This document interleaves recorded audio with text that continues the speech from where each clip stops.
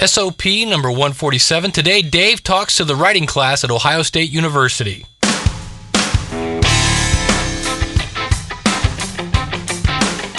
It's the School of Podcasting's morning announcements. Here's Dave Jackson.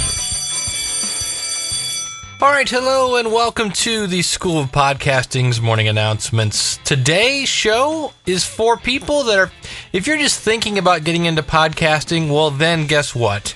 This show is really probably going to be right up your alley.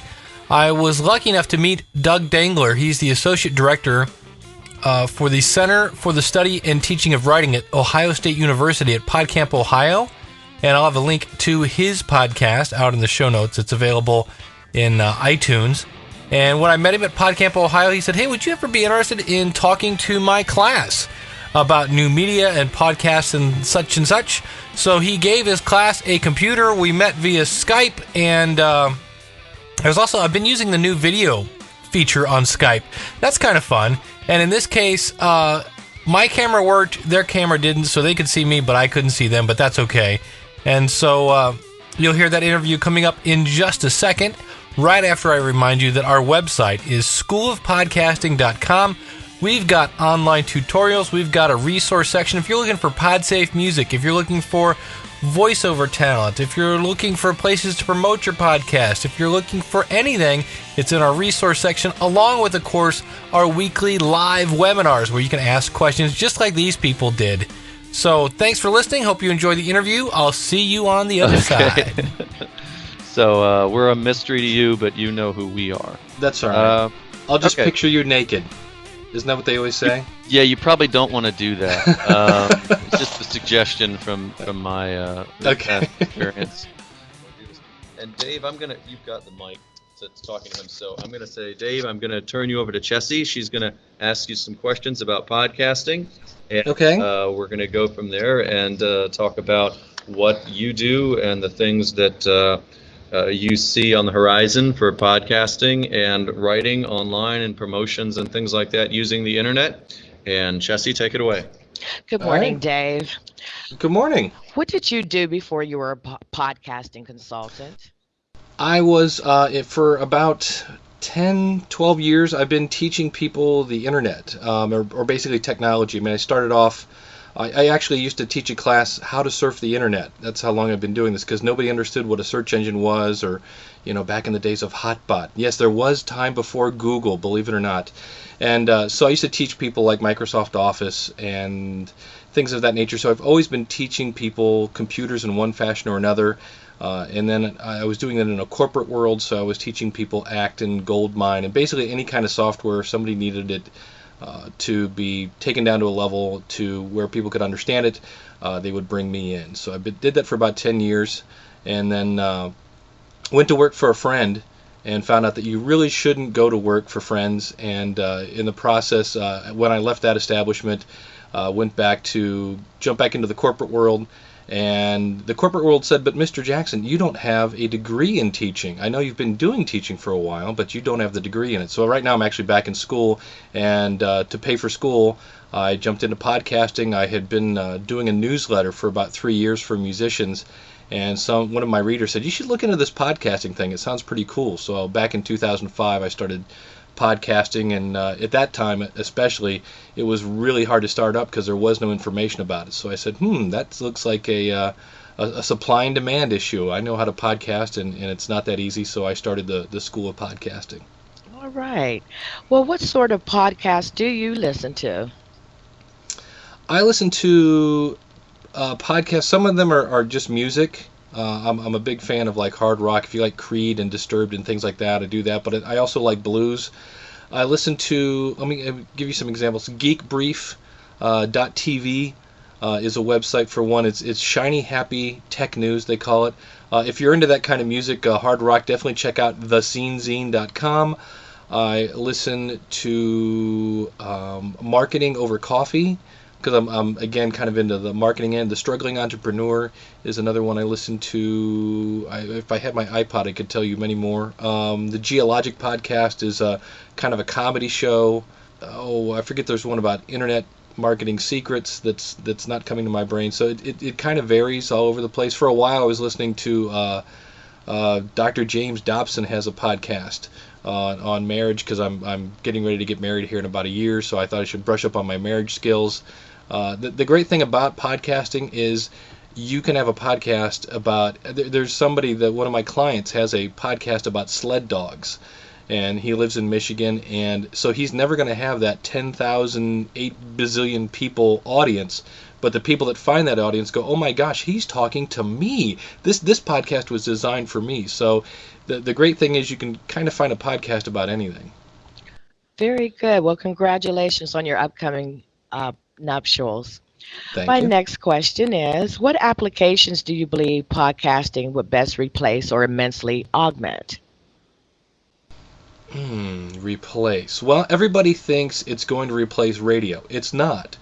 People thought VCRs were going to replace movies. They don't. They're going to put a dent in radio. I was listening to an interview yesterday on satellite radio, and they were interviewing Mel Karmazin, who's the head of satellite radio, and he was saying, I'm competing with iPods. And that's the truth, that it's an audio entertainment, it's video entertainment, and so yeah, we are competing with movies, and we're competing with TVs, and with things like Apple TV, you can now get podcasts on your TV. So we're slowly going where, radio and TV and movies have gone. So we're slowly infiltrating. Where we ever replace them, I don't think so, because school closings, for example, you're not going to get school closings on a podcast. You can, but it kind of, unless you downloaded it, 10 seconds after you uploaded it, it's not going to make sense. So radio's always going to have its place for local news, and again, you can have local news on a podcast, but for immediate, right now kind of stuff, we're not going to replace radio. Okay. Do you need an iPod to do podcasting? No. I'm glad you asked that question. You don't need an iPod to create a podcast, and you don't need an iPod to listen to it. The great thing about podcasting, the power of podcasting, is I can create, let's just say for now we're talking about audio. I can create an audio podcast, I can upload it, and where radio, you have to be, Thursday nights at 7 if you want to hear the show. Now, you can listen to my show whenever you want. You can download it to your computer. So you need a computer, you need speakers, and you need ears. That's basically it. Now, the great thing about an iPod is right now, if you just have a computer and speakers, you can listen to that show whenever you want. So the whole must-see TV thing, that goes out the window. And the buzz phrase, you ready for the buzz phrase? It's time-shifted. It's time-shifted material. And so you can listen to that whenever you want. Now, the great thing is, if you do have an iPod or a Zune or any other kind of portable media device, now, not only can you listen to me whenever you want, you can listen to me wherever you want. So now that morning drive that, hey, I can't afford satellite radio and I miss Howard Stern, well, now I can listen to Keith and the Girl in the car on my iPod. All right. Now, what do you have to say about people who say that blogging isn't really writing? I would tell that newspaper reporter to go back and do some research. Bloggers are the people that broke the whole Dan Rather thing, where they outed the fact that they didn't check their sources. That came from a blog. Bloggers have the same responsibilities as reporters, and that is to check your facts. The nice thing about the internet is you don't have to be a tech guru to blog. You can throw up a WordPress site in 2 seconds and off you go. But that doesn't, just because you can post anything doesn't mean you should. I guess is a way of saying that. And so it's still, if you're going to be a responsible blogger, and to me, blogger equals journalist. You're getting printed or readable information to your readers. Now, whether it's your subscriber and you get that paper delivered to your doorstep, or your subscriber and you get that blog delivered to your Google front page, it's still delivered, it's still something to read, and you still have that responsibility to check your facts. I've been involved in a couple different articles about podcasting where people just didn't check their facts, where they were saying, oh, podcasting is dead, or this is wrong, or when Apple came out, I forget what the actual story was, but it was a about a year and a half ago where Apple did something, and everybody was saying that Apple was going to go around and sue everybody over the trademark. And if you actually went back and read the documentation that Apple put out and check your facts, you could see that was completely wrong. So yeah, blogging is a great, it's to me it's the same. The only difference is we're used to reading the newspaper. We're used to getting the magazines. We're having that issue now of moving people's mindset to, hey, this is the same kind of subscription. You can subscribe on this little button and have it automatically delivered the same. And so it's going to take some time. It's taken some time now for podcasting to get up because, like you just said, do I need an iPod? There are so many people that you say, hey, I have a podcast, and they go, oh, I don't have an iPod. So it's going to slowly take some time to kind of form the readers, the listeners, the viewers into what it takes and get them. If you think about it, when email first came out, everybody's like, oh, I don't understand email. And now, grandma's emailing. So it's just going to take some time to get people used to it. All right. Understanding that each consumer is unique, as a podcasting consultant, do you have a typical customer, or is there a great variety of people that seek your services? They're all in need of publicity, is the bottom line. They all want to somehow get their message. They all feel they have a message, and they all do. I have one person that's a psychologist, and he wants to create kind of a psychology and how to help people battle stress. Now, why is he doing that? Because he has a book that he wants to promote. So he's using podcasting as a marketing tool. I have some clients that are businesses that have figured out that, hey, instead of bringing all the salesmen in to the sales office where they come from 30, 40 miles away in some points, we can actually deliver the sales numbers via a podcast, via a private podcast, and we can send the information to them, and then they can call in via phone and things like that and still contribute. So they're communicating. It's now time shifted communication. It's not live, but it's time shifted. But the cool thing is now they're getting their sales information while they're driving to that first appointment. So instead of driving to the office, which they've got to pay for mileage and gas, then you've got that expensive meeting where they're sitting there and they go over the numbers, and then everybody has to go back to their first appointment, but now they're 40 miles away. It's more efficient. They're still getting the same information. They're still getting, in some cases, they're thinking better communication, because some people get intimidated when it's face-to-face. So they're doing it now via a toll-free number if they want to chime in on something. So it's one of those things where there's so many different applications for it. There are some. I had a grandparent that had grandkids in Florida, and for whatever reason, because to me I think they could do this via something like Skype, but they actually told bedtime stories. And maybe there was a time difference, maybe they were on the West Coast, I forget exactly, but they were reading bedtime stories, and the parents would then play it to their grandkids when they went to bed. That was like the most kind of hallmark thing I've heard, but it's a lot of different applications for it. Okay. Are you paid every time you get a hit from a listener? No, absolutely not. You can in some cases. There are a couple different ways to get paid in podcasting. One is you can sell a sponsorship, and in a way you're kind of getting paid per download, because some sponsorships want paid, like you say, well, pay me X amount of money per 1,000 downloads of my podcast. And so that's one way to make money. That's a hard way to make money also. A lot of people are finding it's more beneficial, especially if you have your own product, to start a podcast about something that your target, let's say it's here's an example. Maytag, the washing machine people, have a podcast, but it's not about washing machines, because who wants to listen to a commercial? They have a podcast for families. So topics include things like how to get your kids to brush their teeth longer, and how to get stains out and things like that. So it's information that the person that wants to buy a washing machine goes, oh wow, this is stuff that I need, because I'm a family person, I have kids, things like that. So people are doing that. I use my podcast for the School of Podcasting. I give tips about podcasting.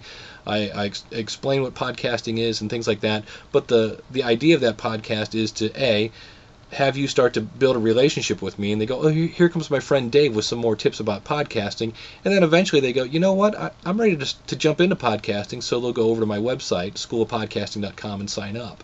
There was a candle maker that has a podcast about candles, and what he's doing is he's keeping his brand in front of his target audience. And there are different things about relaxing and different the history of candles and things like that.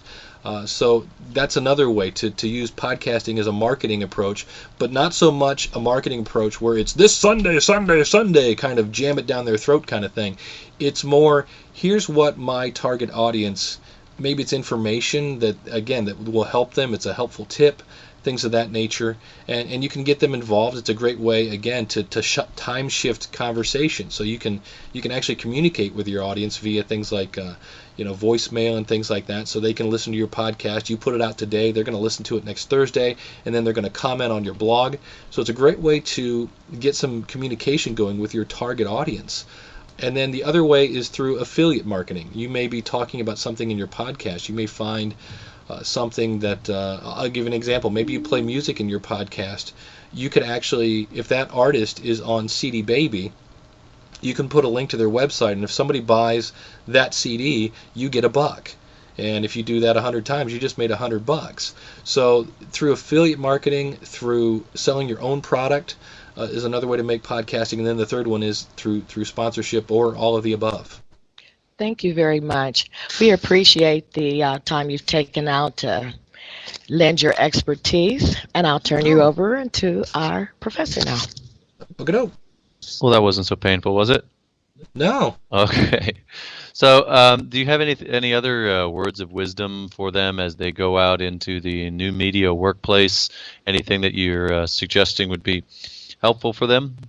Well, number one, there are places like podcastalley.com and podcastpickle.com. Those are places where you can find podcasts, and if you're thinking of starting one of the easiest things to do is go out and listen to some other podcasts and find out, I like this one, and then write down why you like it, and then write down the ones that you don't like and why you don't like them, because the one thing about your podcast is it's going to be completely different because it's yours.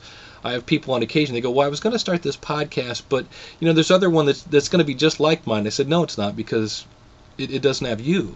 And then the other thing is, whether it's a cassette tape recorder, do something to record kind of a test show and see if you like it. Get some feedback on it from friends. Don't ask mom, because mom will tell you that she loves it, but get some feedback. And also realize that it's going to take about, for every 1 minute of audio podcast, it's going to take about 4 minutes to produce. And people are like, well, how is that? Well, it's going to take some time to research your subject. It's going to take some time to record it. In some cases, it may take some time to edit it, and then it's going to take some time to upload it to your website. So by the time you do that, it's about a 4-to-1 ratio. And if you're doing video, it's an even greater ratio. So sometimes we want to jump into podcasting, and we go out and spend all sorts of money on it, and it only takes maybe $300, if not less, to jump into podcasting. But then they find out, wow, this actually takes some work, and it does. It's not hard, but it's got to be a little bit of time spent to it. And that's why I always say the number one rule is pick something you're passionate about, because it's that passion that's going to drive you through the little bit of learning curve at the beginning. Thanks very much. Anybody else have a question for Dave? Anyone? How many hits constitute a successful podcast? 1. If you connect, it depends. If that person, there was somebody I read on a blog the other day, they got a $4,000 sale from their podcast. Now, I don't know how many listeners they had, but if they had one and that guy spent $4,000, that's a pretty successful podcast. It again, it's not the power of the numbers, it's the power of the niche. So if you think about it, number one, I just read an article where they said there are something about churches where the small town church has an average congregation of about 80 people. My podcasts range from 300 to 400 people for my podcast about podcast. Again, it's niche. Not everybody wants to learn how to podcast. Then I have a podcast about the music biz. That gets about 2,000 downloads an episode. Now, there's another guy named Leo Laporte. He does a podcast called This Week in Tech. 10,000 downloads an episode. Because there are a lot of geeks that want to know about that kind of stuff. So it's the niche. So you can have a candle podcast that has 70 listeners that's very, very successful because it's resulting in sales. I had a person that's doing he has a clothing line, a Christian clothing line. So he started a podcast called Lord Lifted Me. And he said before he was getting about 1 order, I think he said a week, and now he's getting 1 order a day. but he doesn't have a huge listenership. But it's enough to where it's starting to snowball and make his website more successful. So it's not all about the numbers. It's about the relationship between you and your listener, and that's really the power of podcasting. What's your take on the power of iTunes in podcasting? I mean, I know I think my stuff is listed on Podcast Pickle. It's listed on Podcast Alley, but when I look at the numbers, I do two flavors. I do an AAC and an MP3 because the AAC, you can wrap your video, pictures with it. And the AAC is 95% of the downloads I get, even though it's listed elsewhere. What's your take on that? Yeah, iTunes is definitely, when you have a podcast, that's the place you want to be listed in. Apple was smart enough to kind of go, gosh, people are calling this a podcast, maybe we should look into this. And so they are the people that made it easy to subscribe to a podcast. They're the first company that came out that said, hey, if I click this button once, it'll load this software and subscribe me to the podcast. So they made the whole subscription process much easier. So consequently, they have, depending on what you read, anywhere from 70 to 85% of the market in terms of people.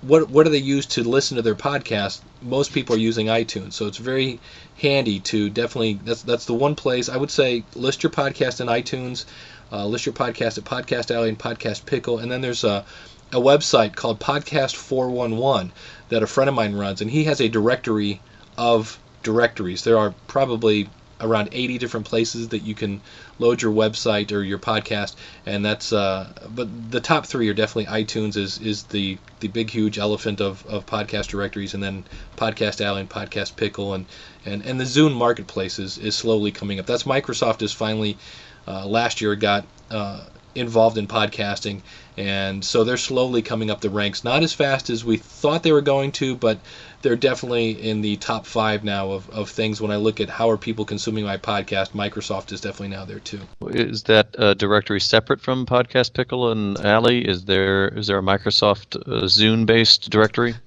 No, in the same way that iTunes directory, you have to install iTunes, and then you go to podcast and then podcast directory. It's not that easy to find. I wish they would fix that. Zune likewise has a Zune marketplace software that you have to download, install, and then I forget exactly how you get there, but there's a directory of podcasts inside the Zune marketplace. The thing that's nice about iTunes and Zune is if you have an iPod, you basically, to get your iPod loaded with podcasts, all you do is start iTunes. iTunes goes out and checks every podcast that you subscribe to, and if there's a new podcast, it will download it automatically to your computer, where again you can listen to it if you don't have an iPod. But if you do have an iPod, it will automatically load it. It'll copy it on your computer and also copy it on your iPod. And Zune does the same thing. You subscribe to a podcast in their software. When you start that Zune Marketplace software, it goes out, checks to see if you have any new podcasts. If it does, downloads them to your computer, and then also synchronizes it to the Zune. All right, I want to thank you very much, Dave. I'll have a round of applause here. I don't know if you can hear it, other than just me. Thank you. But I appreciate it, and I will probably be in contact with you later today or something like that, and talk to you again. Doug, thank you very much. Thanks for having me. Sure. A lot of fun. Have a good day. All right, that again is Doug Dangler. He's the Associate Director at the Center for the Study and Teaching of Writing at Ohio State University. And I'll have a link out to his podcast. And if you'd like to contact me about possibly speaking to your group, you can, a couple different ways. Just go out to schoolofpodcasting.com. We've got our contact information out there. Our voicemail is 888-563-3228.